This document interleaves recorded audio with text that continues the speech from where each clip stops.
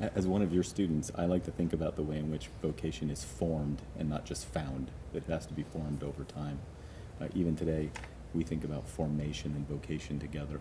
How do you see that role? Yeah, so I place vocation in the larger framework, vocation to specific tasks that we have in the larger framework of the single calling of God upon our lives, which is a calling to respond and to follow Christ, to leave our nets and follow in his footsteps, which kind of orients our whole lives. And then individual vocations that we have are partly dependent on the kinds of gifts that we bring, and partly about on the situation in which we find ourselves.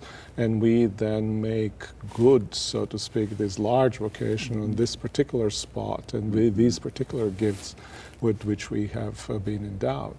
And my sense is that these gifts are perceived, but always growing and being evaluated, so that I can't quite have a gift, as I sometimes want to say, like to say, without there somebody being who is able and willing to receive that gift that I get. So I think that the discovery of our vocation, of our gifts, is always a communal kind of an affair, a deepening of one's own sense who one is in conversation with others who are receiving one's gifts.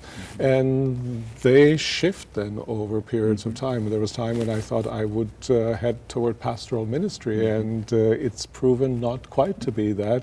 And it's not a bad thing. It's a good thing that there was this discovery. So I think the flexibility in terms of understanding what it is that we are gifted for, how our gifts are being received, and willingness to risk going in different directions than we thought we ought to be going. Yeah.